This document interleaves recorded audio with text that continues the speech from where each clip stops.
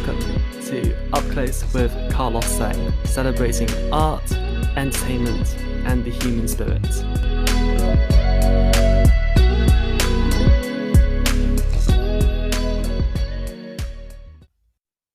Welcome to another episode of Up Close with Carlos Sang. My next guest is currently preparing to play Clementine Churchill in the new Jack Thorne play, When Winston Went to War with the Wireless. She is best known for playing roles like Jackie Mitchell in Grantchester and Jemima in Holby City. It is a huge privilege to be able to welcome the very lovely Laura Rogers to the podcast. Thank you so much for joining us. Hello, hi, nice to see you. Lovely to see you as well. So you previously worked with Katy Rudd on The Ocean at the End of the Lane. How has it been working together again on this new show? Oh, it's great. I mean, Katy's such a lovely person to have in the room. She's really chilled. She's really bright. She's really on it. She makes it fun. We always start with like a game of volleyball before the rehearsals actually start, and she's always very up for that. She's quite competitive when it comes to ball games, but she knows her stuff, and you do feel very confident that you're being led by a good captain when Katy's in the room. Absolutely. It's interesting as well, I'm reading about the show. The 1926 general strike, I think, is something that not a lot of people are really aware about. Well, when you were reading about this time in British history, what was your reaction to this dispute that, Churchill and John Reef had? Well, to be honest with you, I didn't know much about it at all until I read the play. And even then, it doesn't go into huge detail about the strike in the play. So we've had experts come in and talk to us about the BBC at that time, about the general strike. And what really shocked me was that one expert told us that in Britain at that time, 1 in 10 men in the UK was a miner. If you think about how many people that affects, and obviously the families of those miners, and I just feel like obviously now at the moment we have a lot of strikes going on in different industries, and how some people are frustrated about it because it means that they can't get their trains, but other people are all for it and support the strikers. But back then, all these industries went on strike as well in support of the miners. And you think that must have been incredible, really, because the whole of London and other parts of the country, because it was happening, miners in Ireland, Scotland, all over the place, in solidarity, everybody like down tools. And so everything came to a standstill. People couldn't get to work. People didn't have staff, and you just think that would be incredible. It's a bit like living through COVID times when we were in lockdown. I mean, obviously it wasn't a disease, but the fact that everything stops and goes on pause, you don't really know the knock-on effects that that's going to have. And we've never had anything like the general strike since. Who knows if we ever will. So fascinating. Yeah, it was a really interesting time. I also feel like a lot of people don't know very much about Clementine Churchill apart from the fact that she married Winston. How much did you know about Clementine as well, and what drew you to her as a character? Well, again, I didn't really know very much at all. I didn't know much about this period in history. It was something that I don't think I was taught at school. We sort of skipped over this time. I knew more about Winston Churchill, having done a play called Pressure, which is, again, set in World War II. And I played a real life woman called Kay Summersby, who was Eisenhower's sort of chauffeur, right-hand woman. And they talked a lot about Winston, and they were very, very fond of Winston, and Kay Summersby had a good relationship with Winston Churchill. So I dipped my toes in to sort of find out a bit more about Winston Churchill when I was researching that play. But I didn't really know anything about Clemmie. And Clemmie is an incredible woman. Since then, I've been able to listen to some excerpts of her on YouTube. And I think she was like known as the Iron Lady because she really, really was like the backbone to Winston. And I think the facade he puts on, but there was a much sort of more vulnerable side to him, which I'm sure Clemmie was aware of. And they were absolutely devoted to each other. But I don't think he could have made the decisions that he made without her support, really. Yeah, I definitely agree with you. I think she was a very overlooked woman in history. What has it Mm. been like, playing opposite Adrian Scarborough's Churchill, and developing that chemistry that this power couple had? Oh, he's just so wonderful. I'd never met Adrian before, but obviously I'd seen him in lots of things, and I know people that know him, and everybody has such lovely things to say about him. He's very good fun. He's very friendly, and he's up for anything, really. And he just jumps in. And we did have a voice session, the two of us, the other day, just where we were having to like sort of be back to back and pushing up against each other every time we said our lines to sort of see where the argument was. And he makes it very, very easy for me. I didn't feel nervous in his company. So which means that you just feel like he's very relaxed and treats everybody the same. And so it just means you can get on with the work, and trying to find the relationship. The scenes between them aren't very long, they aren't very big, but they have to make an impact. With this play, there are quite a lot of short, snappy scenes that make an impact, a bit like at one point we were told to watch episodes of West Wing, because they want that idea of people like walking through corridors, making these big decisions whilst they're walking through corridors, and that sort of thing. So in our scenes, you have to kind of show the tenderness in their relationship through only a couple of pages of text. And when I knew Adrian was playing that role, I was very excited to work with him and meet him. Yeah, it sounds like a really exciting dynamic. Do you feel any particular pressure as well, playing a real life person? Well, I've done that before, and I think the thing is, nobody is expecting me to do a sort of an imitation, 100% imitation. A lot of the people in the show are real life characters, and nobody is being expected to do a perfect imitation of them. It's just finding the essence of that character. I have, as I said, looked at a couple of YouTube clips of Clemmie talking, but the ones that I found, she would have been older than the version that I'm playing of her. And we've got this wonderful dialect coach called Penny Dyer, who's been helping us all with all the various accents and getting that, because the RP of the time is very clipped and quite different to how we speak today. It's quite affected, and it's really important to get the period right. So we're aiming on getting the period right. And Penny was telling me to maybe look at some videos and films and clips of Margaret Lockwood talking, because that sort of roundness of sound and the confidence that she has when she speaks, and almost because Clemmie was aristocratic, and so it's about being very open. So I'm trying to just concentrate on that rather than doing an exact replica, and hopefully the essence of the character will come across. Yeah, definitely. As you started preparing to play Clemmie as well, I was really curious to gather your thoughts on Akshata Murty, Rishi Sunak's wife as well, and how they compare. Gosh, I'm not really sure I know how to answer that question. Yeah, what do you think?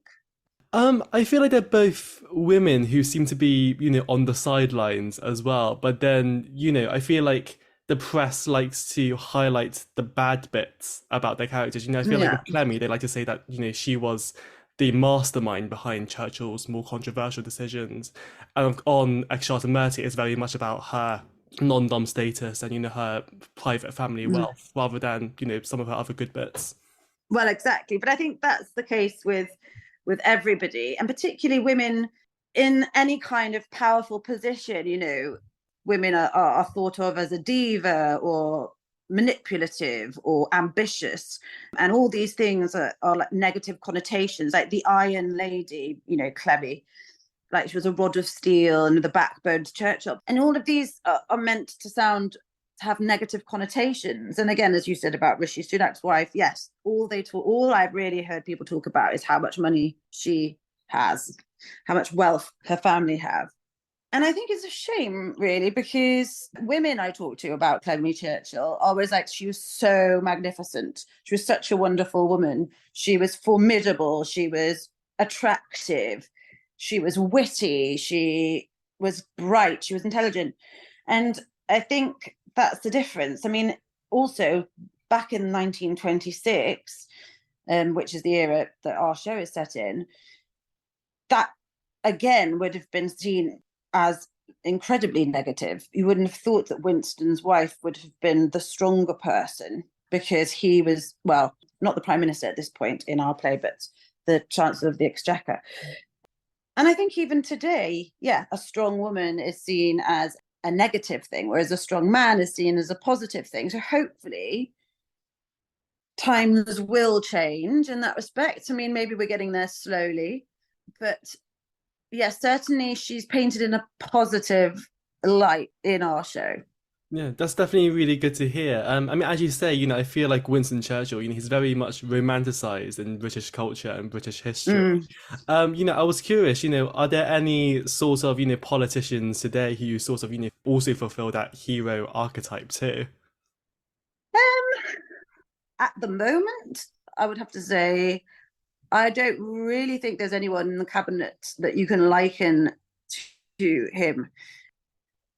I don't feel like anyone has much faith in our government at the moment. And I know everybody would like that to change. I can't really liken him to anyone at the moment in this era. Certainly not Boris. Yes, definitely. I wanted to turn our attention to Jack Thorne as well, who seems to be everywhere at the moment. Motive and the Q is doing very well at the National. Best Interest is coming to the BBC. What about Jack Thorne's writing stood out to you as an actor? Well, I mean, he's had huge success on both screen and stage. As you say, Motive and the Q has had brilliant reviews. I know people that have seen it and said it's wonderful. His writing is so clever. The language he uses, when you really start to analyze it, when you're given his script, there's like words he repeats, and there's a lot of onomatopoeia. And this play we've talked about, and on the first day, Katy, the director, said it's really a play about sound. It's all about the voices. And he uses quite different sentence structure sometimes. So it does, and it can trip you up, because it doesn't necessarily trip off the tongue when you're reading it. You want to change the words around because that's how you have imagined them to be. Then when you go back to the script, you realize, oh no, that's not what he's written. He's written it in a different order. And you need to honor that, because he does it for a reason. And I think maybe that is for the rhythm. There's a pace and a colour to his writing. There's a drama to his writing. It's almost like television. And he's so inventive. Like, he's written in Foley artists into this play. The Foley artist, for anyone that doesn't know, it was like back in radio. And even now, today, you'll have people who provide all the sound effects. So if there's somebody walking down the street, they'll be walking on a gravel path. And if somebody's opening a door, they'll be like opening a little door and closing the door. So, and we have all that on stage as well. But Jack has written that in so that you can really get the sense that it's radio. The world we're living in is radio. And the only way people found out about what was going on in the world at this point was through radio, because obviously there weren't any televisions at this time. So I was really excited. And I think, you get a new Jack Thorne play, everybody wants to be in that. And hopefully everybody wants to come and see that too. and I was really interested and excited to meet him. And he's been in a lot to rehearsals, which has been great because he's got some brilliant stories. He's so knowledgeable. He's so bright. He's funny. He likes to giggle. He's just a great guy. He definitely lives up and exceeds your expectations. Yeah, it's definitely sounds super exciting. I'm definitely really looking forward to seeing the show. I mean, what was your first, initial reaction to reading his script? Did it read, particularly funny or dramatic? What was your reaction to it? Well, I was lucky because we did a table read of it for 2 days with some of the cast, and so it had been something that I'd like found out about the night before and then went in and did it. So I didn't have much time to really focus on reading the script before going in. In a way, I think that was good because it so relies on listening to it all rather than reading it off the page, because you need to hear everybody's different voices, I think. But it's got something for everyone. It's funny, it's moving, all the characters are painted brilliantly. The central character, John Reith, which Stephen Campbell Moore is playing, I knew absolutely nothing about. He was the person that founded the BBC. And he was a very difficult person, a tricky person, but quite a brilliant person. I mean, he'd been an engineer. He knew nothing about broadcasting or radio and just made it up. But he did it. He achieved it. He had a vision, had a dream, had the confidence to go for it, and did it with such a small team, which expanded over the years. And Jack's written him brilliantly, because you see his personal struggles, you see the relationship with his wife, played brilliantly by Mariam Hack, I have to say, and you see how he is as in the workplace, which was a very tenacious man. So it was very interesting just to delve into this part of history that I knew nothing about, and I think there is something for everybody. There's aspects of thriller to it. The scenes are fast paced, and then you've got long scenes between Churchill and Reith, and it's just so clever, and it's all about who's going to win which argument when. It's always a debate, and it's exciting. It's exciting to listen to and exciting to watch, I hope.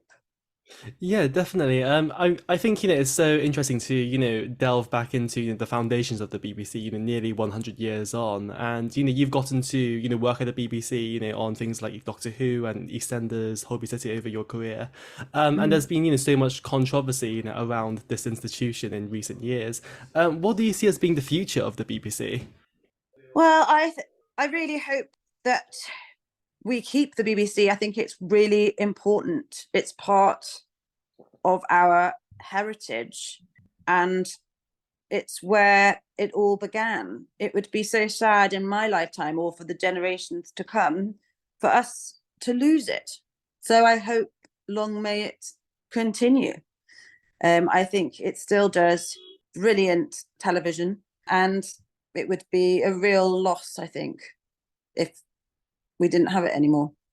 Yeah, I completely agree. I think it's definitely really worrying, the clampdown on the BBC and also on arts institutions as well. Obviously we recently saw Arts Council England funding, being taken away for the Donmar Warehouse and for other theatres as well.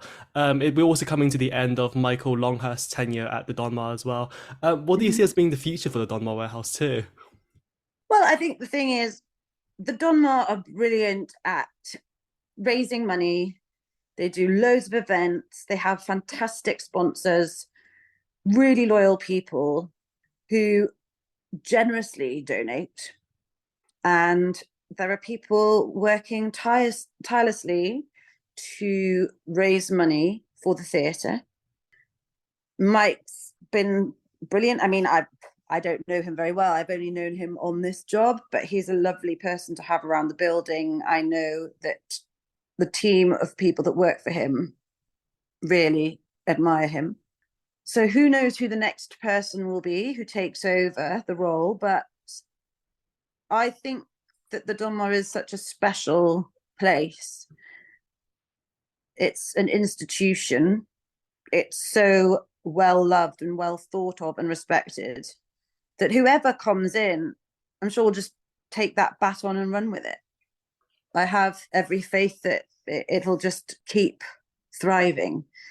And hopefully it will keep getting that support from the really generous companies and individuals out there, because it would be a shame if it had to close down through lack of funding, like all these beautiful theatres that we're seeing that are really, really struggling, particularly after lockdown and now losing the arts funding. It's just really, really sad to see it. Yeah, I completely agree. The Donmar is definitely one of my favorite theatres. I love going there. I've got so many happy memories of seeing shows there, and it's got this amazing reputation, as you say, as being this top producing house. It's just like this small, tiny, little intimate venue, but has such an epic repertoire of shows. What do you think makes the Donmar so special? I think the intimacy, when you're in the theatre, you're almost in touching distance of the actors. I mean, this is the first time I performed on the Donmar stage, but we've been on the stage to do some voice work, and it seems like a really actor friendly space. So it's really comfortable. You can really talk to the audience without having to hugely project. So you have that more personal experience. Everybody that works for the Donmar behind the scenes, of which there's like 50 staff, I think it feels like a family. They're really warm, and they get incredible people. They get great casts. They get brilliant directors. They get amazing quality writing. And so it's just a real premium brand. So I think when you've got all those ingredients, then you have the recipe for success. Absolutely. I mean, there's been so much incredible theatre that's been produced, since lockdown was lifted, and we've been seeing some incredible shows making its way to the West End and on tour as well. Have you seen many shows yourself, and is there anything in particular that you're looking forward to seeing as well? Yeah, I've seen quite a few things. I mean, obviously, I was very fortunate over the last 2 years almost to be doing back to back theatre myself. So that means my time to go and see other things is quite limited. But I did see Standing at the Sky's Edge at the National. And I thought that was wonderful. And I'm really pleased to hear that that's transferring. And what am I looking forward to seeing? Oh, yes. Well, I'm definitely looking forward to seeing the Casual Fall at Regent's Park, because I have a good friend who's just been cast in that. And another friend who's in the third man at the Many a Chocolate Factory. So I'd like to be able to go and see that too. There's too many things, and I've always got such brilliant, talented friends who are in amazing productions. So there's always a reason to go and watch something. But it's exciting. It's brilliant to see how it's come back, and hopefully the audiences have come back too. Yeah, I mean, you've had such a great career, both on stage and on screen during your career. How much would you say the industry has changed as well during that time? Well, I've been doing this for 23 years now.